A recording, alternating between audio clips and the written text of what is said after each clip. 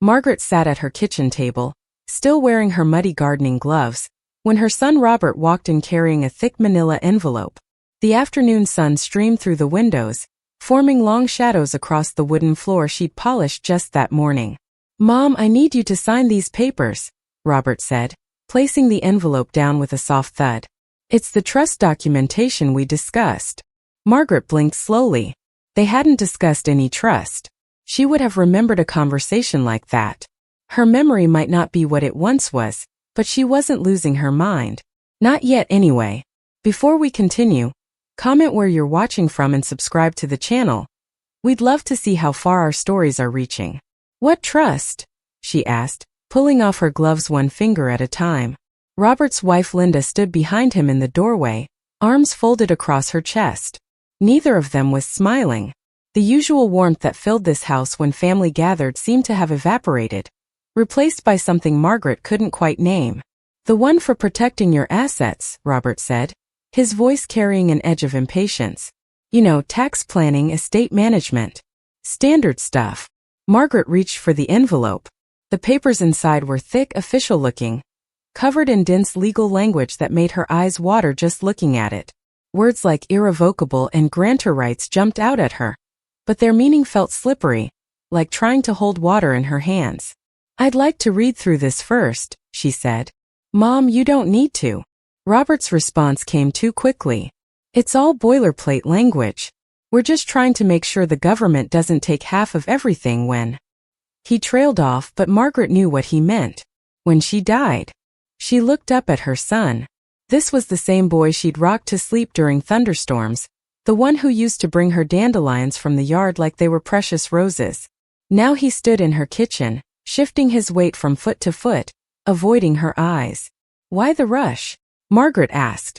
Linda spoke for the first time. "We just want to get everything organized, Mom. It's better to handle these things sooner rather than later." There was something about Linda's smile that made Margaret's stomach flutter with unease. She'd known her daughter-in-law for 15 years, had watched her hold her grandbabies, had shared countless holiday meals with her. But this smile was different. Tight. Practiced. Margaret's life hadn't always been complicated. For 43 years, she'd worked as a high school English teacher in this same small Connecticut town. She'd married young to a man named William who made her laugh every single day until cancer took him away 3 years ago. They'd raised 2 children together, Robert, who worked in financial planning, and Sarah, who'd moved to Oregon after college and rarely called. After William died, Margaret had felt untethered. The house they'd shared for 30 years suddenly felt too big, too quiet, too full of memories that sometimes comforted her, and sometimes made her cry into her morning coffee. Robert had been wonderful during those dark months, checking on her daily, helping with repairs, bringing his kids over to fill the silence with their chatter and laughter. When he'd suggested she move in with his family 6 months ago, it had seemed like a gift. They'd converted their garage into a small apartment, nothing fancy, but comfortable, with her own entrance and a little kitchenette. Margaret had sold her house, feeling both sad and relieved to let go of the burden of maintaining it alone. Living with Robert's family had been mostly pleasant. The grandchildren, Emma and Jake, would burst through her door after school, full of stories and energy. Linda would invite her for dinner most nights, and they'd all sit around the big dining table like a real family. Margaret had started to believe that maybe this chapter of her life could be just as fulfilling as the ones before. But lately, things had been shifting in ways she couldn't quite pinpoint. Conversations would stop when she walked into a room. Robert seemed distracted, always on his phone, talking in hushed tones about clients and investments and tax strategies. The grandchildren still visited, but less frequently, and when they did, they seemed hurried, like they had somewhere else they needed to be. Now, sitting in her little kitchen with these papers in front of her, Margaret felt that old teacher instinct kicking in. The same feeling she'd get when a student claimed their dog ate their homework, or that they'd forgotten about a test. Something didn't add up. "I'm going to need some time to look at this properly," she said, closing the envelope. Robert's jaw tensed. "Mom, we've got the lawyer waiting. He's expecting the signed documents back today." "Which lawyer?" "The estate planning guy I told you about. Morrison from downtown." Margaret didn't remember Robert mentioning any lawyer named Morrison. She definitely didn't remember agreeing to hire one. I think I'd like to have my own lawyer look at this first, she said quietly. The temperature in the room seemed to drop 10 degrees. Robert and Linda exchanged a look that lasted maybe 3 seconds, but in those 3 seconds Margaret saw something that made her blood run cold. It was the look two people share when their plan isn't going the way they expected. That's not really necessary, Linda said, her voice honey-sweet. Robert's been handling estate planning for years. He knows what he's doing. I'm sure he does, Margaret replied. But this is my estate we're talking about. Robert ran a hand through his hair, a gesture she recognized from his childhood whenever he'd been caught in a lie. Fine. But don't take too long, okay? These things have deadlines. After they left, Margaret sat alone in her apartment, the envelope unopened on her small dining table. Outside, she could hear the normal sounds of suburban life: children playing, lawn mowers running, dogs barking. Everything seemed perfectly ordinary, yet she felt like she was standing on shifting ground. She thought about William, about how he'd always told her to trust her instincts. Your gut knows things your brain hasn't figured out yet, he used to say. Right now, her gut was telling her something was very wrong. That evening, Margaret Googled Morrison estate planning on her old laptop. She found 3 lawyers with that name in the area, but none of them seemed to specialize in estate planning. One was a divorce attorney, another handled personal injury cases, and the third had retired 2 years ago. She tried calling Robert's office the next morning, but his secretary said he was in meetings all day. When she asked Linda about the lawyer, Linda claimed she didn't know the details. That was Robert's area of expertise. Margaret had lived long enough to recognize the feeling creeping up her spine. It was the same feeling she'd had the night before William's diagnosis, when he'd brushed off her concerns about his persistent cough. The same feeling she'd had when her own mother had started forgetting things, but the family had pretended everything was fine. It was the feeling of being kept in the dark about something that concerned her deeply. The papers remained unsigned on her table. Every day, Robert would ask about them casually, usually while she was washing dishes or watching television with the grandchildren. Just a gentle reminder that they were still waiting. Linda would chime in too, mentioning how nice it would be to get all the paperwork sorted out. But Margaret found herself stalling. She told them she was still reading through everything, still thinking it over. The truth was, she'd stopped trying to understand the legal language after the first few pages. Instead, she'd started paying attention to other things, like how Robert's phone calls had become more frequent and more secretive, how Linda had started doing the grocery shopping alone instead of inviting Margaret along like she used to, how the grandchildren seemed to have suddenly gotten very busy with activities that kept them away from the house most afternoons. Margaret realized she felt lonely in a way she hadn't felt even in the months right after William's death. At least then, people had been honest about what was happening.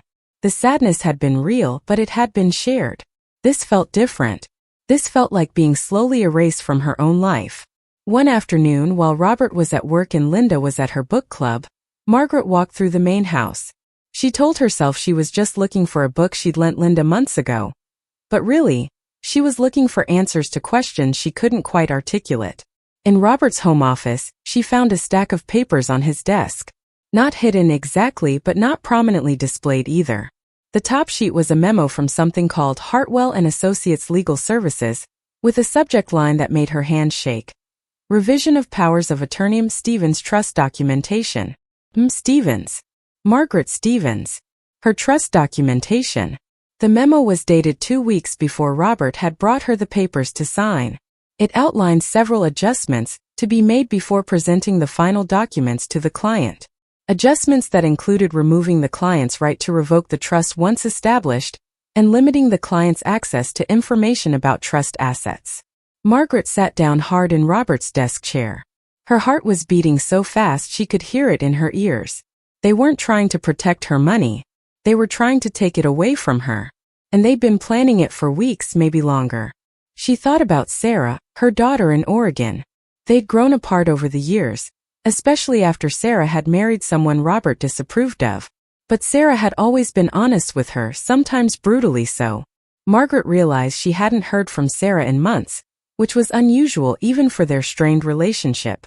Sitting in that office, surrounded by evidence of her son's deception, Margaret felt something shift inside her chest. The fear and confusion that had been building for weeks suddenly crystallized into something sharper and more focused. She wasn't going crazy. She wasn't being paranoid. She was being betrayed by the people she trusted most in the world. And she wasn't going to let it happen. Margaret carefully photographed the memo with her phone, her hands surprisingly steady.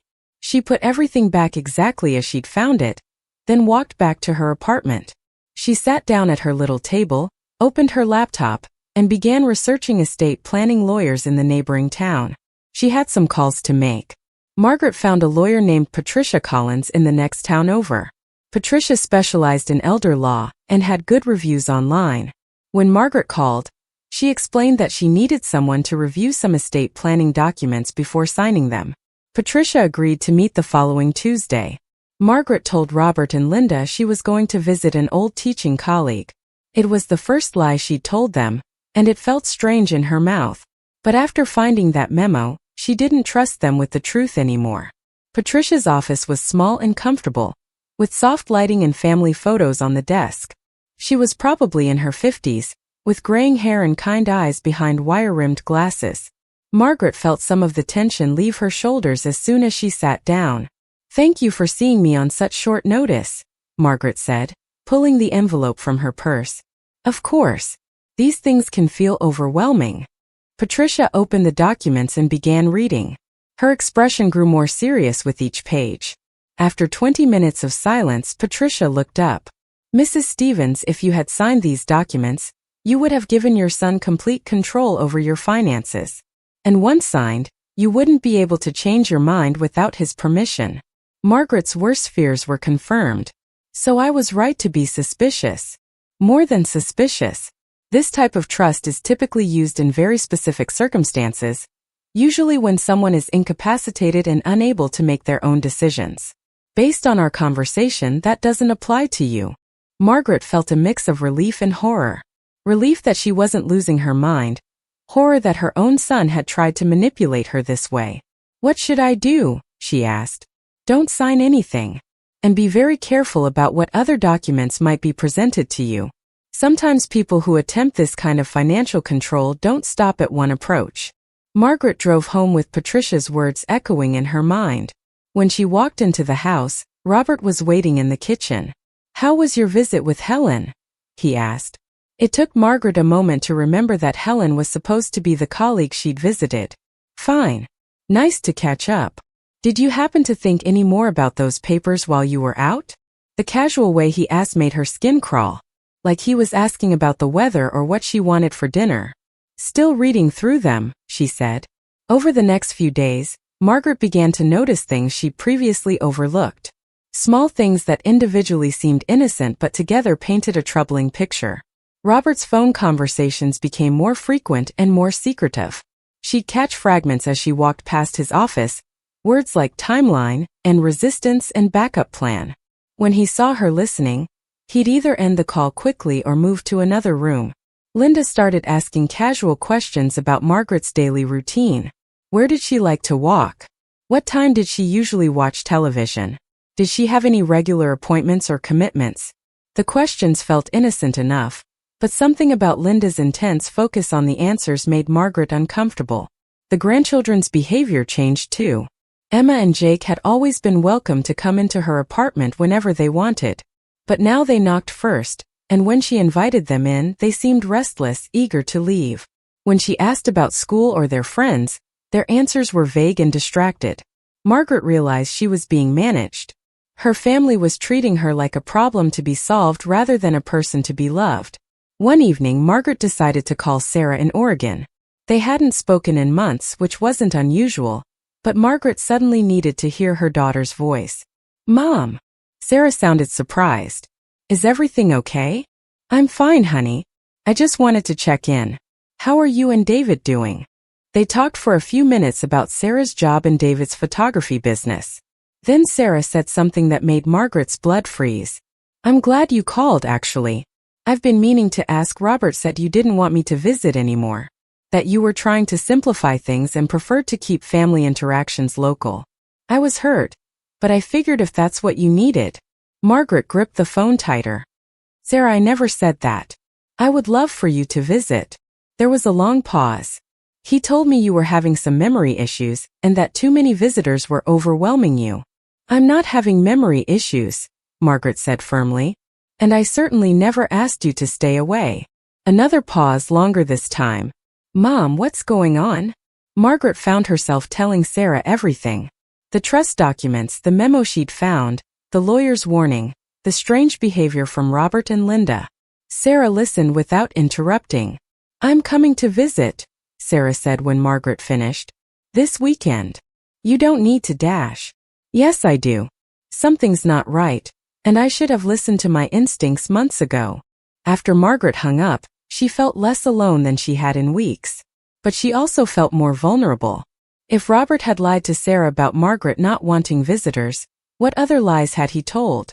What other relationships had he damaged or severed in his effort to isolate her? The next morning, Margaret woke to find her apartment door locked from the outside. Not just closed, locked. She tried the handle several times, then knocked.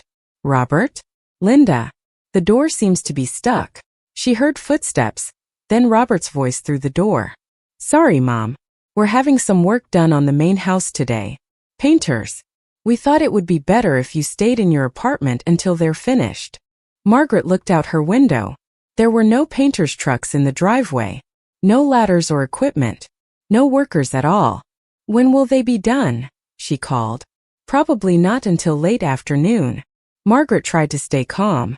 Maybe there really were workers coming later. Maybe Robert was just being cautious. But when she tried to call his cell phone an hour later, it went straight to voicemail. When she called Linda, the same thing happened.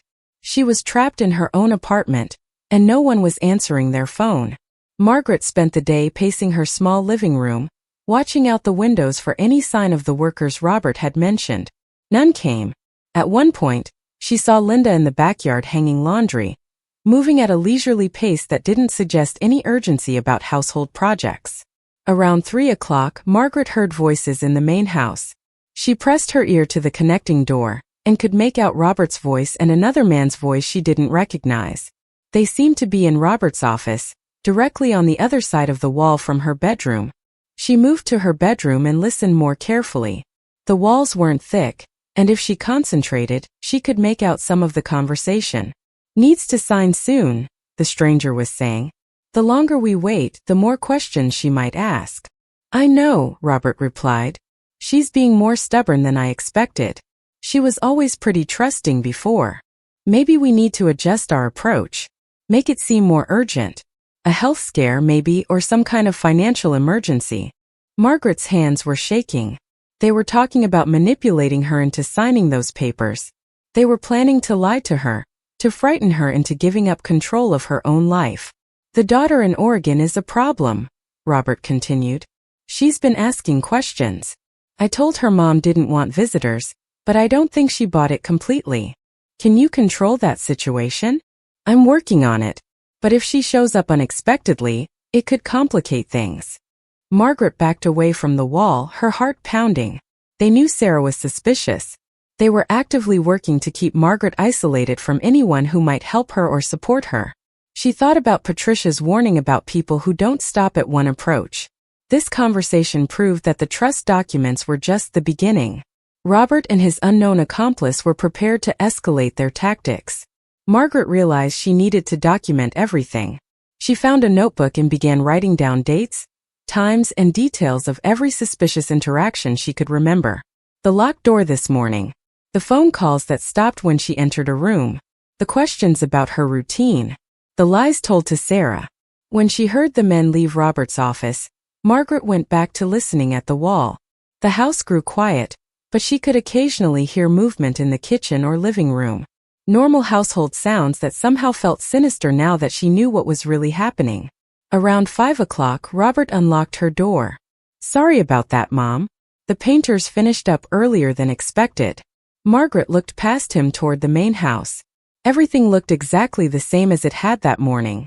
No smell of fresh paint. No moved furniture. No drop cloths or equipment. That was quick work, she said carefully. Yeah, they're pros. Hey, have you had any more thoughts about those papers? It would really help us out if we could get them signed soon. The casual way he brought it up, right after imprisoning her for an entire day, made Margaret's stomach turn. But she kept her expression neutral.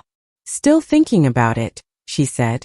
That evening, Linda brought Margaret dinner on a tray instead of inviting her to eat with the family. "We thought you might want some quiet time after the disruption today," Linda explained. Margaret was being systematically excluded from family life. They were creating distance, making her feel like a burden, isolating her from normal human connection.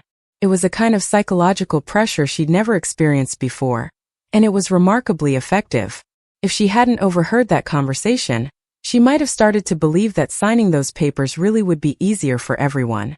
Late that night, Margaret called Patricia and left a voicemail describing what had happened. She also sent Sarah a text message, just to let her know she was okay but looking forward to the weekend visit. The text bounced back as undelivered. Margaret tried calling Sarah's number.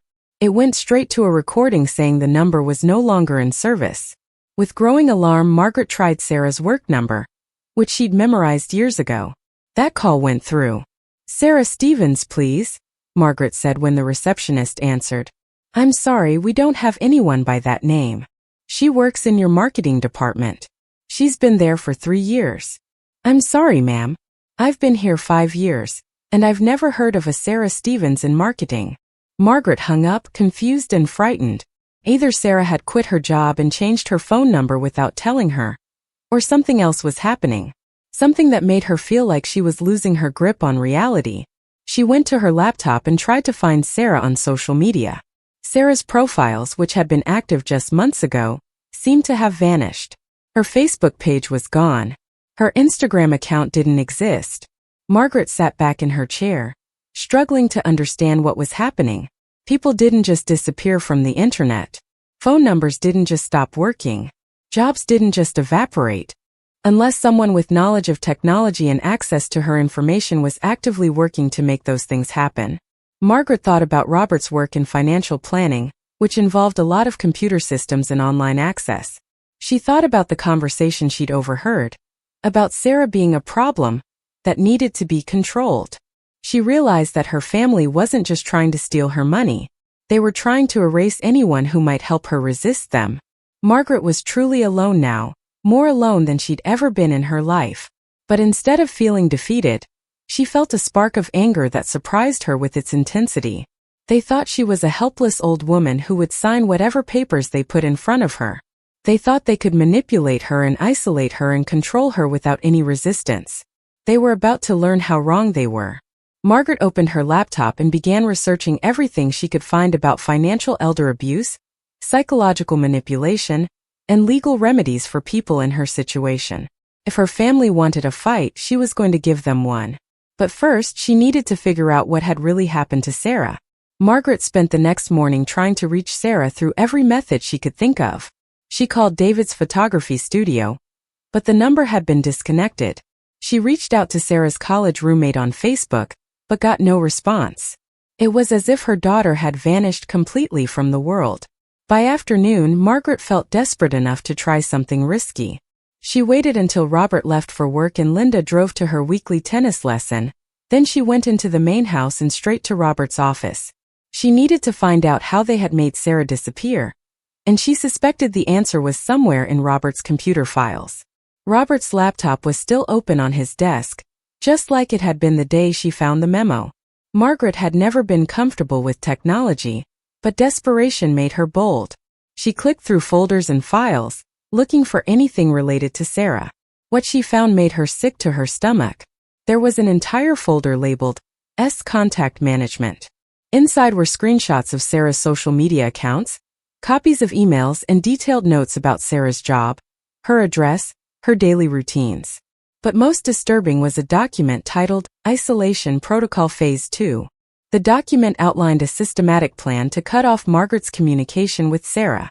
It included contact information for a tech consultant who specialized in digital reputation management, which apparently meant making people disappear from the internet. There were invoices for services like social media account suspension, phone number rerouting, and employment record modification. Margaret's hands were shaking as she read. Robert hadn't just lied to Sarah about Margaret not wanting visitors. He had hired professionals to erase Sarah from Margaret's life completely. She took photos of everything with her phone, her heart racing the entire time. As she prepared to close the laptop, she noticed another folder labeled Surveillance Setup. Margaret clicked on it and found something that made her blood run cold.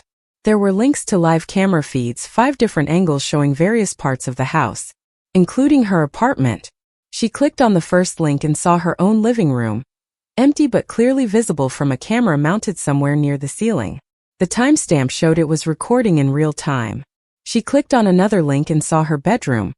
Another showed her tiny kitchen. They had been watching her. For weeks, maybe months, they had been monitoring her every move, listening to her phone calls, observing her daily routines. Margaret felt violated in a way she'd never experienced before. Every private moment, every tear she'd shed missing William, every phone call, every quiet evening reading, all of it had been watched and recorded by her own family. She quickly photographed the camera links and closed the laptop.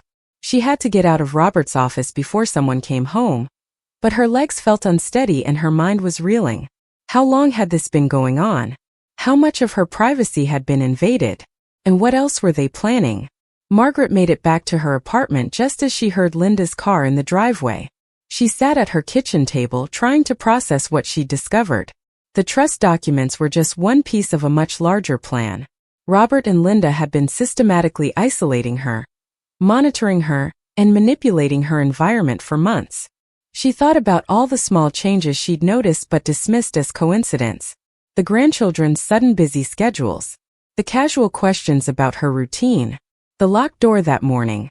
None of it had been coincidence. Margaret realized she needed help, but she didn't know who to trust. Patricia, the lawyer, seemed genuine, but Margaret had only met her once. What if Robert had somehow compromised that relationship too? She decided to test something.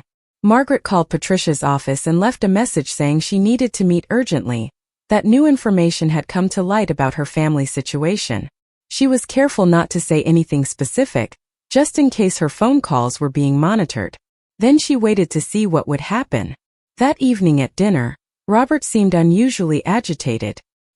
He kept checking his phone and exchanging glances with Linda. The grandchildren were quiet, picking at their food. "Everything okay at work today?" Margaret asked innocently. "Fine," Robert said tersely. "Just busy. Anything I can help with? I know I don't understand your business, but sometimes it helps to talk things through." Linda laughed, but it sounded forced. "Mom, you don't need to worry about Robert's work stress. You should focus on taking care of yourself." There it was again.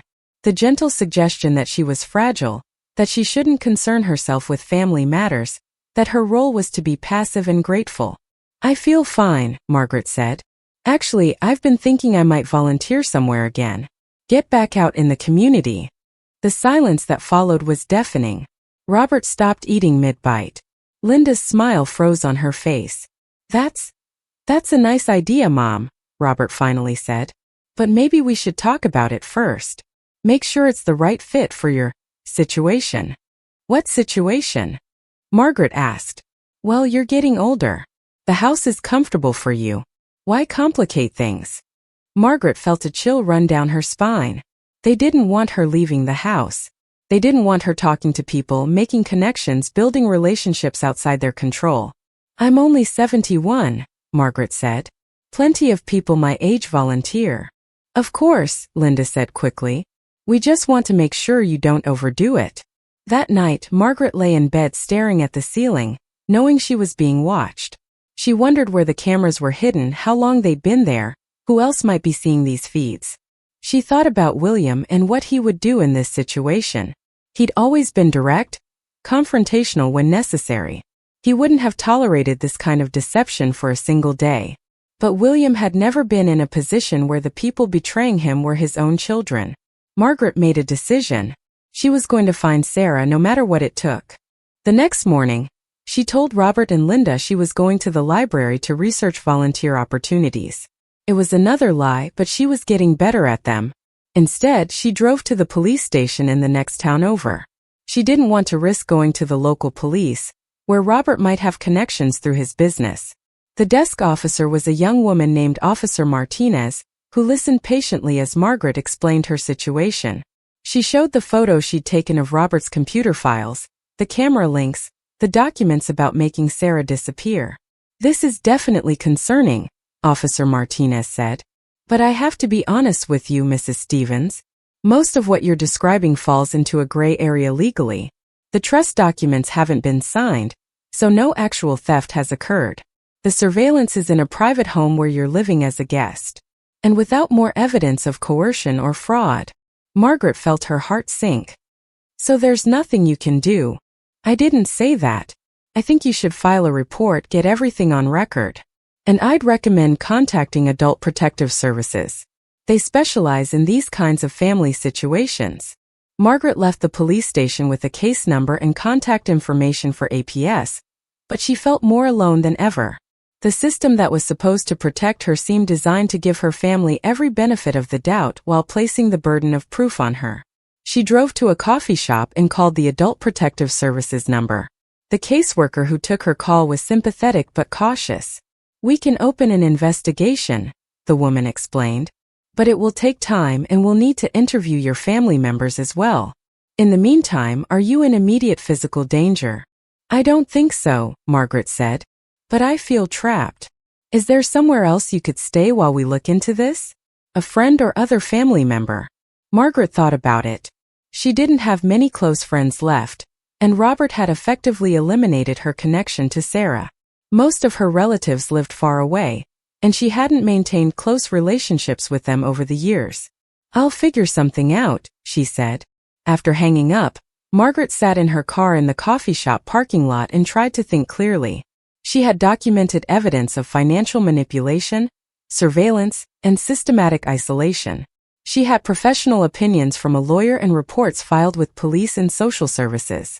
But she was still living in a house with people who were actively working against her, and she had nowhere else to go. That's when she remembered something. Years ago, when she and William were having financial troubles, they had worked with a financial advisor named Frank Morrison. Not the fake Morrison that Robert had mentioned, but a real person who had helped them restructure their mortgage and plan for retirement. Frank would be in his 70s now, probably retired, but maybe he could help her understand her financial options. Maybe he could even help her find Sarah. Margaret drove to the library and used their computer to search for Frank Morrison. She found him living in a senior community about an hour away. When she called, he remembered her immediately. "Margaret, I was so sorry to hear about William. How are you holding up?" "I'm having some difficulties, Frank. Family difficulties. I could really use some advice from someone I trust." Frank agreed to meet her the next day. Margaret felt a spark of hope for the first time in weeks. That evening, Margaret acted as normally as possible around Robert and Linda. She had dinner with the family, watched television with the grandchildren, and went to bed at her usual time. But once the house was quiet, she began planning her escape. She couldn't pack a suitcase without arousing suspicion, but she could gather essential documents. Her birth certificate, social security card, bank statements, and insurance papers were all in a small file box in her closet. She also collected the photos she'd taken of Robert's computer files and printed copies of everything at the library. Margaret realized she was preparing for war. Not a violent war, but a legal and emotional battle for her independence, her dignity, and her right to control her own life. The next morning, she told Robert and Linda she was going to visit another old friend. By now, they seemed resigned to her occasional outings, though she noticed Linda writing down the time she left. Margaret drove to Frank Morrison's senior community, a pleasant complex of townhouses surrounded by well-maintained gardens. Frank met her at the door of his unit, looking older but still sharp-eyed and alert. Come in. Tell me what's going on." Margaret spent 2 hours telling Frank everything. She showed him the documents, the photos, the evidence she'd gathered. Frank listened without interrupting, occasionally asking for clarification. When she finished, Frank was quiet for a long moment. "Margaret," he said finally, "what you're describing is called financial elder abuse. It's more common than people realize, and family members are often the perpetrators. But what can I do about it? First, we need to secure your assets. If Robert has access to your bank accounts or other financial information, we need to change that immediately. Second, we need to find your daughter, Sarah. I have some contacts who might be able to help with that. Frank made several phone calls while Margaret waited. Within an hour, he had arranged for Margaret to meet with a bank manager who specialized in financial protection for seniors, and he had contacted a private investigator who had experience with digital manipulation cases. The most important thing, Frank said, is that you don't have to face this alone. There are people who understand what you're going through, and there are legal remedies available. For the first time in weeks, Margaret felt like she could breathe properly. She wasn't crazy, she wasn't being paranoid, and she wasn't powerless. She was going to fight back. Margaret drove home that afternoon with a plan forming in her mind. She would secure her finances, find Sarah, and then confront Robert and Linda with everything she knew. But as she pulled into the driveway, she saw an unfamiliar car parked in front of the house. Through the living room window, she could see Robert talking intensely with a man in a suit. Margaret's phone buzzed with a text message from an unknown number. "Stop asking questions, or you'll regret it." They knew what she'd been doing. Somehow they had been tracking her movements, monitoring her activities. Margaret sat in her car for a moment, looking at the house that had briefly felt like home. She realized she couldn't go back inside and pretend everything was normal. The final confrontation was coming, whether she was ready for it or not. Margaret sat in her car, staring at the threatening text message on her phone. Her hands weren't shaking anymore. The fear that had been building for weeks had crystallized into something harder and more focused. She was done being afraid. She drove to a nearby gas station and called Frank Morrison from the parking lot. "They know I've been investigating," she told him. "I just got a threatening text message, and there's a stranger in the house with Robert." "Don't go back there tonight," Frank said immediately. "Come stay here. My community has guest accommodations.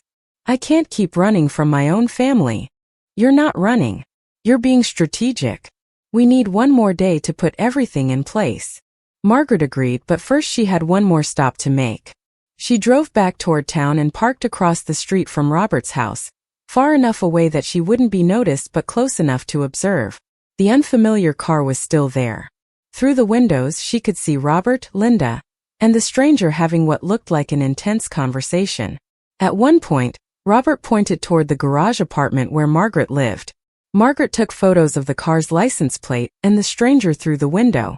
Whatever they were planning, she wanted documentation. She spent the night in Frank's guest room, barely sleeping. Every time she closed her eyes, she thought about the cameras watching her empty apartment, about Robert and Linda wondering where she was, about the escalating urgency in their behavior. The next morning, Frank drove her to the bank. Margaret met with a manager named David Chan, who helped her open new accounts that only she could access. She transferred most of her money out of the joint accounts Robert had convinced her to set up when she moved in. "We see this unfortunately often," Mr. Chan explained. "Adult children who gradually take control of their parents' finances. You're smart to protect yourself now." Margaret also met with the private investigator Frank had contacted. Janet Wells was a former police detective who specialized in finding people who had been deliberately hidden. "Your son hired a company called Digital Erasure Solutions," Janet explained, reviewing the photos Margaret had taken. "They're expensive, but they're good at what they do. The good news is, nothing on the internet ever really disappears completely. It just gets buried. How long will it take to find Sarah?" "Give me 48 hours. I already have some leads." Margaret felt a surge of hope. After weeks of feeling helpless and isolated, she was finally taking action. That afternoon, Patricia Collins called with updates on the legal situation. "I've reviewed everything you sent me," Patricia said. "The surveillance footage, the financial documents, the communications about isolating you from your daughter. This goes well beyond simple financial abuse. This is conspiracy, fraud, and possibly extortion. What's our next step?" "We confront them. But we do it properly, with witnesses and documentation. Are you ready for that?" Margaret thought about William, about the life they'd built together, about the dignity she'd always tried to maintain. She thought about Sarah somewhere out there, probably wondering why her mother had abandoned her. "I'm ready." Patricia arranged for the confrontation to take place the following morning at her law office. She would send formal notices to Robert and Linda requiring their attendance, along with copies of all the evidence Margaret had gathered. "They'll know you mean business," Patricia said. "And they'll know that whatever they've been planning needs to stop immediately." That evening, Margaret finally returned to Robert's house. She walked through her apartment, knowing the cameras were recording everything, and packed a small bag with her essential belongings. She left a note on the kitchen table: "Gone to visit a friend. Back tomorrow for a family meeting." She spent her second night at Frank's guest accommodation, but this time she slept soundly. Tomorrow, one way or another, this nightmare would be over. The next morning, Margaret arrived at Patricia's office to find Robert and Linda already there, sitting stiffly in the waiting area. Robert looked furious. Linda looked terrified. "Mom, what the hell is going on?" Robert demanded as soon as he saw her. "We're going to discuss that inside," Patricia said calmly, holding the door to her conference room open. The conference room felt like a courtroom. Patricia sat at the head of the table with Margaret beside her. Robert and Linda sat across from them, and a court reporter sat in the corner, ready to document everything that was said. Patricia opened a thick folder and began laying out documents on the table. "Mr. Harrison, Mrs. Harrison, you're here because your mother has uncovered evidence of systematic financial abuse, surveillance, and manipulation. We're going to go through this evidence piece by piece, and then we're going to discuss how this situation will be resolved." The first document Patricia presented was the original trust paperwork that would have given Robert complete control over Margaret's finances. "Did you understand what you were asking your mother to sign?" Patricia asked. Robert's jaw tightened. "It was for her protection. Estate planning. Tax advantages. This document would have made it impossible for your mother to access her own money without your permission. It would have been irrevocable. She could never have changed her mind, even if she wanted to. She's getting older. She needs help managing things." Margaret finally spoke. "I'm sitting right here, Robert, and my mind is perfectly clear." Patricia continued with the evidence. The surveillance cameras, the systematic isolation from Sarah, the fake lawyers and manufactured deadlines. With each revelation, Linda sank lower in her chair. Robert's face grew redder. "You hired a company to erase your sister from the internet," Margaret said, looking directly at Robert. "You made her disappear from my life completely. How could you do that to your own sister?" "To me. Sarah was causing problems," Robert said defensively. "She was filling your head with doubts about perfectly reasonable financial planning. Sarah was asking questions. That's what people do when they care about someone." Patricia presented the final piece of evidence: bank records showing that Robert had already been slowly draining money from Margaret's accounts, taking small amounts over several months. "This is theft," Patricia said simply. "And the surveillance, the manipulation, the isolation, it adds up to a pattern of elder abuse that could result in criminal charges." The room was silent for a long moment. Finally, Linda spoke, her voice barely above a whisper. "We never meant for it to go this far. We were worried about money. Robert's business has been struggling, and we thought." "You thought you could steal from me," Margaret said. "You thought I was too old and too trusting to notice." Robert finally looked at his mother directly. "We would have taken care of you. You would have been comfortable." "Comfortable in a cage," Margaret replied. "Watched and controlled and managed like a child." Patricia leaned forward. "Here's what's going to happen. First, Mr. Harrison, you're going to return every penny you've taken from your mother's accounts. Second, you're going to remove all surveillance equipment immediately. Third, you're going to provide complete information about how to restore Sarah's digital presence and help us contact her."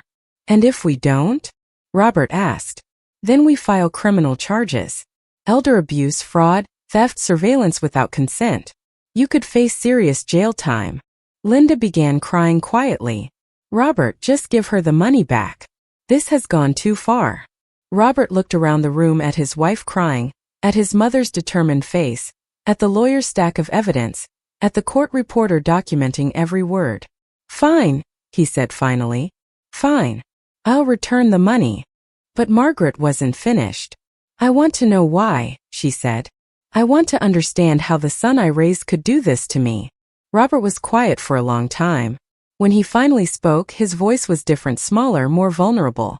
"I was scared," he said. "My business was failing. We were going to lose the house. When you moved in, I saw all that money from your house sale, your retirement accounts, and I thought it would eventually be mine anyway. I thought I was just accessing it a little early.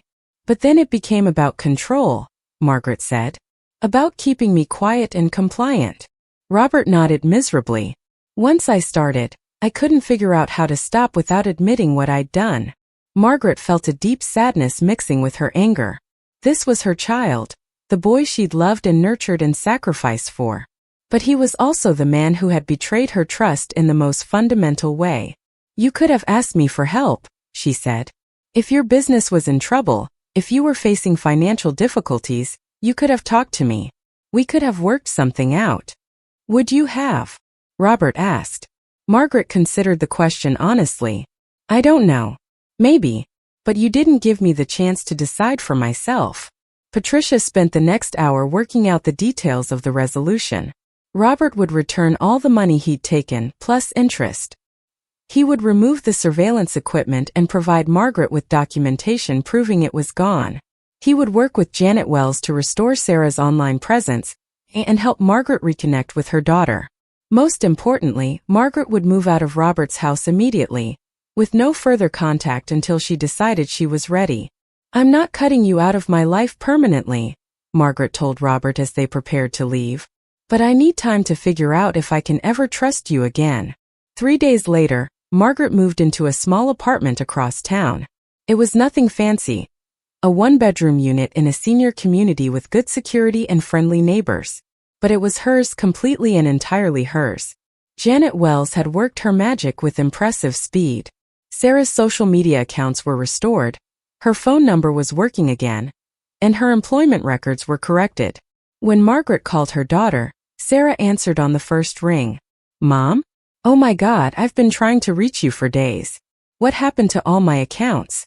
I thought I was going crazy. Margaret explained everything. Sarah listened with growing horror and anger. I'm flying out there tomorrow, Sarah said immediately. I should have known something was wrong when Robert told me you didn't want visitors. That never sounded like you. You don't need to come immediately, Margaret said. I'm okay now. I'm coming anyway. We have a lot of catching up to do. Sarah arrived 2 days later, and they spent hours talking, crying, and reconnecting. Sarah was appalled by what Robert had done, but she was proud of how Margaret had handled the situation. You fought back, Sarah said. You didn't let them turn you into a victim. I had help, Margaret replied. I couldn't have done it alone. Margaret settled into her new life with surprising ease. The senior community was active and social, with book clubs and exercise classes and volunteer opportunities. She made friends quickly, including several other women who had faced similar challenges with their families. She started volunteering at the local literacy center, helping adults learn to read. It felt good to be useful again, to have a purpose beyond being managed and monitored. Robert made several attempts to contact her over the following months. He left voicemails apologizing, sent letters explaining his actions, even showed up at her apartment building once before security asked him to leave. Margaret read his letters and listened to his messages, but she wasn't ready to respond. The betrayal was too deep, the violation of trust too complete. Linda reached out separately, asking if they could meet for coffee. Margaret agreed, curious to hear what her daughter-in-law had to say.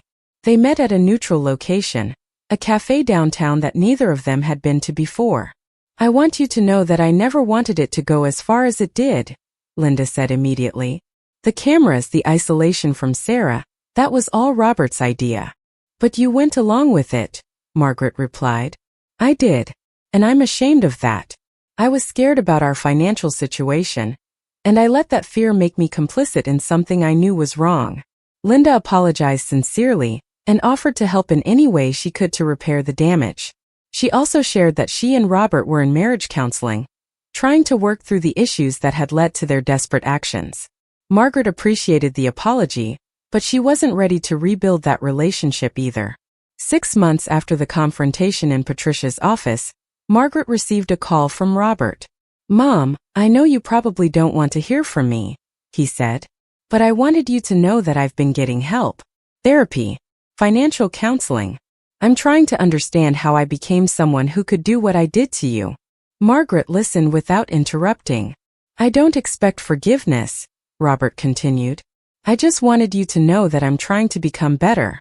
For Linda, for the kids, and maybe someday for you too. Thank you for telling me, Margaret said. I'm glad you're getting help. Could we maybe meet sometime? Just to talk. Margaret considered the request. Part of her missed her son, missed the family she'd thought she had. But another part of her remembered the fear, the violation, the systematic betrayal. Maybe, she said finally. Someday. But not yet. Margaret hung up the phone and looked around her small apartment. It was filled with sunlight streaming through windows she could open whenever she wanted. Books she had chosen were on the shelves. Pictures she loved hung on the walls. She had her dignity back. She had her independence. She had reconnected with Sarah and made new friends. Most importantly, she had her voice back. The quiet, compliant woman who had almost signed away her freedom no longer existed. In her place was someone stronger, more vigilant, more aware of her own worth. Margaret understood now that love should never require surrendering your autonomy. Real family doesn't manipulate or control or isolate. Real family asks questions when something seems wrong, rather than working to silence those questions. She had learned to trust her instincts again, to value her own judgment, to stand up for herself even when it was difficult and painful. The betrayal had nearly broken her, but surviving it had made her stronger than she'd ever imagined she could be. Margaret Stevens was free.